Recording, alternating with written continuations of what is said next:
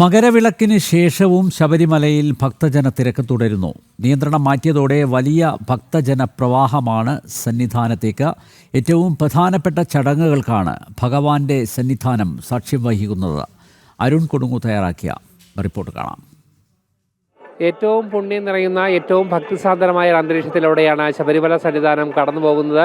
ഏറ്റവും പ്രധാനപ്പെട്ട ചടങ്ങുകളൊക്കെ തന്നെയാണ് ശബരിമല സന്നിധാനത്ത് ഈ ദിവസങ്ങളിൽ, പ്രത്യേകിച്ച് മകരവിളക്കിന് ശേഷമുള്ള ഈ ദിവസങ്ങളിൽ നടക്കുന്നത്. അതുകൊണ്ട് തന്നെ ഭക്തരുടെ ഒരു നിലയ്ക്കാത്ത പ്രവാഹമാണ് ശബരിമല സന്നിധാനത്തേക്ക് ഇങ്ങനെ വന്നുകൊണ്ടിരിക്കുന്നത്. ഇന്നലെ നമുക്കറിയാം മകരവിളക്കായിരുന്നു. മകരവിളക്കിനോടനുബന്ധിച്ച് ചില നിയന്ത്രണങ്ങൾ ഏർപ്പെടുത്തിയിരുന്നു. 35,000-ഓളം ഭക്തർക്ക് മാത്രമായിരുന്നു സന്നിധാനത്ത് ദർശനത്തിനുള്ള അനുമതി ഉണ്ടായിരുന്നത്. ഇന്ന് പമ്പയിൽ നിന്നും ഒക്കെ തന്നെ ആ നിയന്ത്രണങ്ങൾ മാറ്റുന്ന ഒരു സാഹചര്യമുണ്ട്. അതോടെ വലിയ രീതിയിലുള്ള ഒരു ഭക്തജന പ്രവാഹമാണ് ഈ ദൃശ്യങ്ങളിൽ കാണുന്ന പോലെ തന്നെ വലിയ രീതിയിലുള്ള ഒരു ഭക്തജന പ്രവാഹമാണ് ശബരിമല സന്നിധാനത്തേക്ക് ഭഗവാനെ ദർശിക്കാനായി തിരുവാഭരണ വിഭൂഷിതനായിരിക്കുന്ന പന്തള രാജകുമാരനായ വീരമണികണ്ഠനായ വില്ലാളി വീരനായ ആ സ്വരൂപം ഒന്ന് കാണുവാനായി ഈ ഭക്തജനങ്ങൾ ഇങ്ങനെ ഒഴുകിയെത്തിക്കൊണ്ടിരിക്കുകയാണ്. അതോടൊപ്പം തന്നെ ഏറ്റവും പ്രധാനപ്പെട്ട ചടങ്ങുകൾ കൂടി ശബരിമല സന്നിധാനത്ത് നടക്കുന്നു. ഇന്ന് അമ്പലപ്പുഴ ആലങ്ങാട്ട് സംഘങ്ങളുടെ പേട്ട തുള്ളിയെത്തിയ അമ്പലപ്പുഴ ആലങ്ങാട്ട് സംഘങ്ങളുടെ ശിവേലി ചടങ്ങുകളും ശബരിമല സന്നിധാനത്ത് നടന്നിരുന്നു. 5 മണിയോടെ ആദ്യം അമ്പലപ്പുഴ സംഘമാണ് എത്തിയത്. അതിനുശേഷമാണ്